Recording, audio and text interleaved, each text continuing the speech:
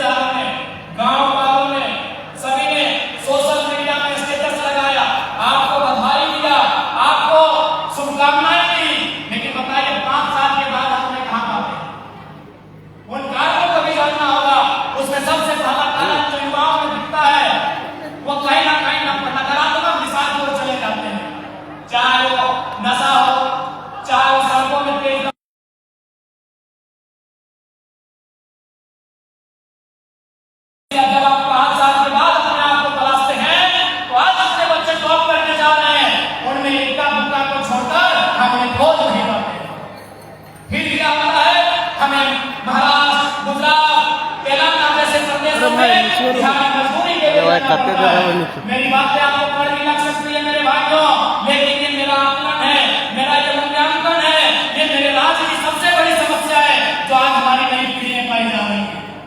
अगर आप इस बुराई से, इस नकारात्मक चीज से बच गए तो निसंदेह आज जहां महामहिम बैठे हैं, जहां आज बोकारो जिला के उपायुक्त, पुलिस अधीक्षक महोदय बैठे हैं, कल आपकी बारी होगी उन जगहों में आने की, कल आपकी बारी होगी उन जगहों में आने की। और मेरी बहनों आपसे भी कहेंगे, यदि आप ये सोशल मीडिया जिसे आप इंस्टाग्राम कहते हैं, फेसबुक कहते हैं, वहां आप अच्छे दिखते हो, आप सुंदर लगते हो, आपकी बहुत यादें आ रही हैं, अगर इन मैसेजों से बच जाएंगे तो आप भी बहुत दूर तक अपना सफर तय करेंगे। मैं नया विधायक हूं, स्पष्ट कहना मुझे पसंद है। आज हमारे समाज की बीमारी क्या है, बुराई क्या है, मैं आप सबों के बीच रख रहा हूं। ये मेरी बहनों को मेरा ये संदेश होगा, यदि आप इन नकारात्मक संदेशों से बच जाएंगे तो मेरा मानना है कि आज डीडीसी मैडम एक महिला है, एसडीएम मैडम एक महिला है, 2-3 प्रखंड की वीडियो मैडम महिला है। अगला नंबर आपका मेरी बहनों, अगर आज आप अपने आप को बचा के रख लेते हैं, यदि आज आप अपने आप को, अपने व्यक्तित्व को, अपने समय को बचा कर सकारात्मक दिशा में लेके जाएंगे तो आज हमारे बगल में डीडीसी मैडम है, एसडीएम मैडम है, बस खान आपका मेरी बहनों, अगर आप अपने आप को वहां पर बचा के रखते हैं। इसलिए आपको तय करना है, एक विधायक होने के नाते आज उपायुक्त महोदय बैठे हैं, महामहिम बैठे हैं, जिनसे आपकी आवश्यकता पड़ेगी हम उन्हें आपके बीच लेकर आएंगे। आप मन लगाकर पढ़ो, अपने मेहनत से ऊंचा अपना नाम करो, अपने मेहनत से ऊंचा अपना नाम करो, कलम की ताकत से तुम भी अब्दुल कलाम बनो। जहां तक जरूरत होगी आपके विधायक को पीछे नहीं हटेंगे। आज बहुत सारे लोगों ने, जब हमने ये वचन दिया था कि अपनी निजी सैलरी जो मेरा सरकारी वेतन होगा उसे हम 75% पब्लिक सेक्टर में लगाएंगे, लोगों की जरूरत में लगाएंगे, तो लोगों ने मजाक हमारा उड़ाया था कि ऐसा कैसे हो सकता है। ऐसा इसलिए संभव है क्योंकि मैं आज भी आपके बीच से आता हूं। मेरा भी सम्मान अगर किसी राज परिवार से ताल्लुक होता तो मुझमें ये क्षमता नहीं होती कि मैं इतना बड़ा काम कर पाता। बहुत सारे नेता हैं, विनोद बाबू का नाम मंचों में लिए, अपने घर में उनकी तस्वीरें सजाई, लेकिन उन्होंने क्या किया नहीं किया ये आपने देखा। इसलिए अगर मैं आपके बीच आता हूं, अभी बारिश का मौसम है, आप चले जाए मेरे घर में, आज भी बारिश की बूंदें सीधा मेरे घर, आज भी बारिश की बूंदें सीधा मेरे घर पर छूती है, क्योंकि मैं आपके बीच का हूं। इसीलिए मैं समझता हूं पढ़ाई का मर्म क्या है, एक स्टूडेंट को उनकी जरूरत क्या है। मैं वो स्टूडेंट हूं जिसने इंटर ऑफ साइंस करने के बाद बीएससी केमिस्ट्री ऑनर्स इसलिए छोड़ दिया था कि रजिस्ट्रेशन के लिए हमारे पास 1600 रुपए नहीं थे। इसलिए मैं समझता हूं एक स्टूडेंट का दर्द क्या होता है। हमारे प्रोफेसर जितेंद्र सर हैं, कभी राजगढ़ जाइएगा तो उनसे मुलाकात करिएगा। उन्होंने एक चीज कहा कि जरा हम ट्यूशन की माफ कर सकते हैं लेकिन रजिस्ट्रेशन फॉर्म फिलअप का फी तो देना पड़ेगा। इसलिए मैं जानता हूं, मैं समझता हूं कि आप किस हालात में आकर पढ़ाई कर रहे हैं। और मैं एक बात जरूर कहूंगा, आपको मोटिवेट होने के लिए इधर ये तमाम जो मोटिवेशनल स्पीकर्स हैं, जो अपना प्रवचन देते हैं, अपना वचन देते हैं, उनके पास जाने की जरूरत नहीं है। अगर फुर्सत मिले तो कभी अपने माँ और पिताजी से पहले उठकर उनके हथेली को छू कर देखिएगा, उनके पांव को छू कर देखिएगा, आज उनमें उम्र से ज्यादा का असर दिखेगा। कभी समय मिले तो अपनी माँ के आंखों में झांकिएगा, अपने माँ के चेहरे पर झांकिएगा। आपकी माँ को उम्र 40 साल है लेकिन आज वो 60 साल की दिखती है। उससे बड़ा मोटिवेशन आपके लिए कुछ भी नहीं हो सकता। हाँ, आपकी माता समाज, आपकी भी माता, हमारी भी माता 4 बजे 5 बजे सुबह उठती है और सबसे पहले अपने हाथ में झाड़ू थामती है। कभी आपने सोचा कि आपकी माँ ने झाड़ू क्यों थामा? इसलिए आपकी माँ ने सुबह 4 बजे उठकर झाड़ू थामा।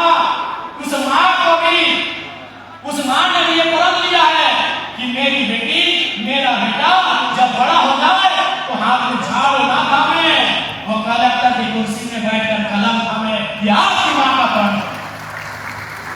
अब आप पे निर्भर करता है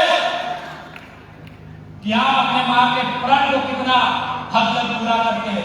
अब आप पे निर्भर करता है कि आप अपने पिताजी के सपनों को कितनी ऊंची उड़ान देते हैं। यह आप पे निर्भर करता है। क्योंकि याद रखिएगा, जो रास्ता आप चुनेंगे उस रास्ते में आपको अकेला चलना होगा। उस रास्ते में आपको अकेला चलना होगा। क्योंकि इस देश के महान संत विवेकानंद जी ने कहा था कि दिन में एक बार खुद से बात कर लिया करो, नहीं तो तुम दुनिया के सबसे अच्छे इंसान से मिलने का मौका गवा दो। आपके लिए इस दुनिया में सबसे बेहतर कोई एक आप है। मान के चलिए आपके पिताजी यदि साथ आए और आपको ऐसा लगता है कि आपके पिताजी आपके हैं, तो आप भारी भूल कर रहे हैं। आपके पिताजी किसी के भाई भी लगते हैं, आपके पिताजी किसी के ससुर भी लगते हैं, आपके पिताजी किसी के मौसा भी लगते हैं, आपके पिताजी किसी के मामा भी लगते हैं। तो आप अपने पिताजी पे एकल अधिकार कैसे रख सकते हैं? आप अपनी माता पर एकल अधिकार कैसे रख सकते हैं? वो किसी की पुत्रवधू है, वो किसी की मासी लगती है, वो किसी की भाभी लगती है, आपकी मां है, लेकिन उसका सम्मान इसी समाज में अन्य लोगों से भी अन्य है। इसलिए इस बात को याद रखिएगा, आपके लिए 24 घंटा अगर कोई अवेलेबल है तो केवल आप अवेलेबल हो। अब आपको तय करना है कि किस दिशा में आपको जाना है। क्योंकि इस कार्यक्रम का 1 मिनट बना है, समय का अभाव, ऐसे आप जानते हैं कि जब जब समय का अभाव होता है आपके पढ़ाई को घड़ी करते हैं। तो इसलिए क्योंकि महामहिमाएं हैं, काफी सारे प्रोटोकॉल है, इसलिए मेरा संदेश यही होगा कि आप मेहनत से पढ़ें। और आज जो 40 बच्चे पास होकर आए हैं, मैं उनको भी कहूंगा कि आप अपने गांव में आपको अपनी सफलता सेलिब्रेट करने का हक है। लेकिन याद रखिएगा मेरी बहनों, मेरे भाइयों, कि यदि आपके गांव में कोई बच्चे फेल हो गए हैं तब उन्हें मत भूलिएगा, उन्हें भी मोटिवेट करना ये आपका काम है। और आज ये मन से मैं कहता हूं, जैसा मैंने अपना महीने का 3 महीने का सैलरी टॉप 40 को दिया है, आप जाइए डुमरी विधानसभा में अगर कोई बच्चे फेल गए, अगर वो पढ़ाई आर्थिक दबाव में छोड़ना चाहते हैं, तो अगला 2 महीना का 75% सैलरी फेल गए बच्चों के लिए मोटिवेशन देगा। जाइए भगवान को कहिए इस व्यवस्था में बागी विधायक आया, आप निराश ना हो, क्योंकि मैं आपके बीच आता हूं। समय का अभाव है, आपको यही कहेंगे। मैं अब अपना परिचय थोड़ा सा दे देता हूं, शायद मेरा परिचय आपको पॉजिटिव कर सके। मेरे पिताजी और मेरे दादाजी का डेथ एक ही साल हुआ था, जब मेरी उम्र 1.5 साल थी। यानी मेरे पिताजी की मृत्यु और मेरे दादाजी की मृत्यु एक ही साल हुआ। उससे 1-1.5 साल पहले मेरे भाई का मृत्यु हुआ था, उससे 1-1.5 साल पहले मेरी एक बहन का मृत्यु हुआ था। और यकीन मानिए पूरे 20 साल मेरे परिवार में कोई पुरुष गार्जियन नहीं था। पूरा 20 साल मेरे परिवार में कोई पुरुष गार्जियन नहीं था। मेरी मां ने हल को छोड़कर, क्योंकि हमारे समाज में एक महिला ने हल को छोड़कर सारा पुरुषों का काम किया, खेती बाड़ी से लेकर। इसलिए मैं आपसे स्पष्ट कहूंगा, अरे हमसे तो अच्छे माता पिता आपके हैं ना। हमारे तो पिताजी 1.5 साल की उम्र में ही, हमारे दादाजी 1.5 साल की उम्र में ही छोड़ के चले गए थे। और एक उस परिवार से आकर आज आपके बीच में आया हूं, तो आपसे तो हमसे तो बेहतर आप होना। समय का अभाव है, जितने भी छात्र छात्राएं, आप सभी को आपके उज्जवल भविष्य की शुभकामनाएं। और एक विधायक बनने के नाते जब तक हमें हमारी आपकी आवश्यकता पड़ेगी, आपके साथ हम खड़े रहेंगे, हर मोड़ पे आपके साथ रहेंगे। होना आज के कार्यक्रम में अपनी गरिमा में उपस्थिति देने के लिए इस राज्य के सर्वोच्च रहनुमा, इस राज्य के प्रथम नागरिक महामहिम राज्यपाल महोदय का वंदन करते हैं, कोटि-कोटि अभिनंदन करते हैं। उनका नवानी डुमरी विधानसभा की पावन धरती में आगमन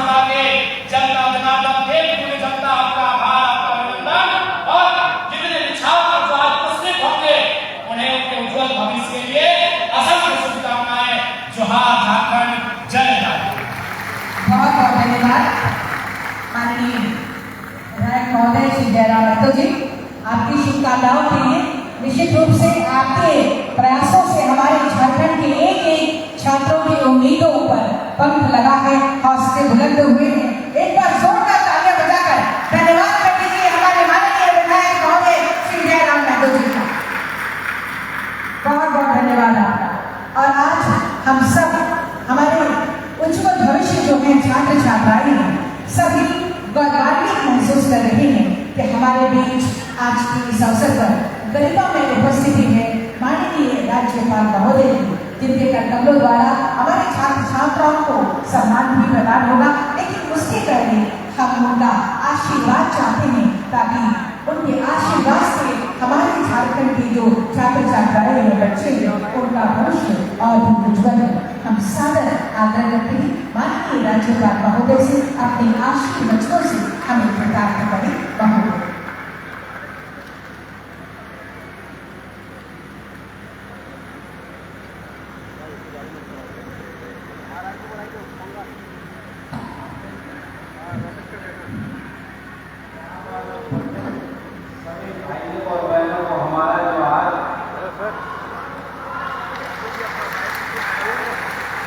अभी आप सुन रहे थे हमारे नौजवान साथी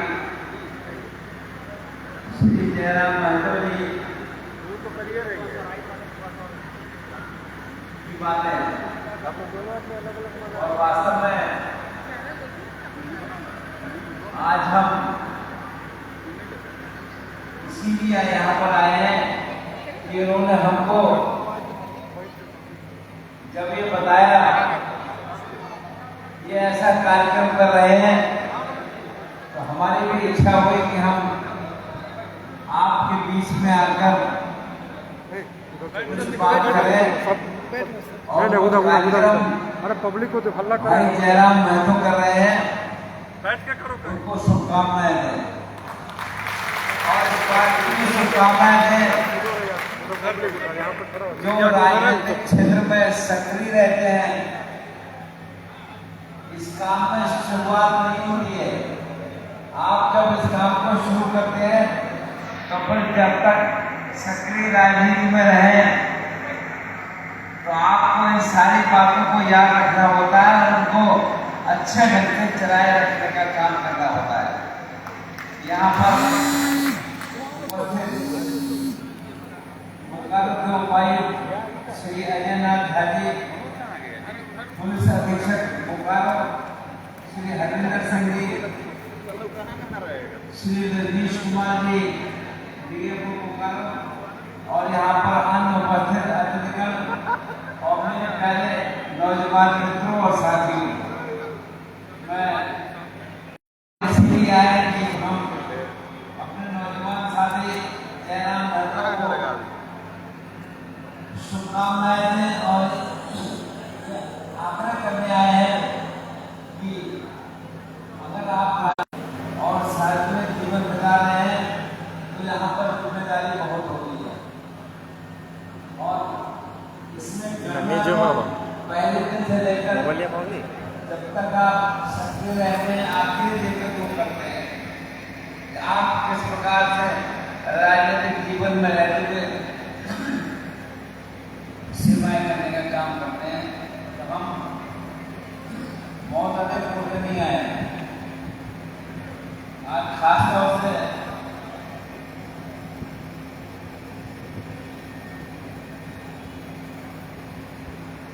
इस विनोद बिहारी महतो स्टेडियम में नवाडी में आज आयोजित इस सम्मान समारोह में आप सभी के बीच रहते हुए मुझको अत्यंत प्रसन्नता पड़ी है। ये आयोजन न केवल युवाओं का सम्मान है, बल्कि विनोद बिहारी महतो जी के विचारों को स्मरण करने का भी सशक्त अवसर भी है। आज इस अवसर पर मैं स्वर्गीय श्री विनोद बिहारी महतो को नमन करता हूँ। इन्होंने शिक्षा, श्रम और सामाजिक चेतना के माध्यम से आम जनमानस को जागरूक किया। वे न केवल एक विचारक थे पर दूरदर्शी राजनीतिक थे, बल्कि सामाजिक न्याय, क्षेत्रीय अस्मिता और शैक्षिक जागरूकता के लिए उन्होंने लगातार संघर्ष करा और उसका एक मिसाल बने। संदेश दिया कि विषम परिस्थितियों में भी आत्मबल, समर्पण और शिक्षा के माध्यम से समाज में सकारात्मक परिवर्तन संभव है।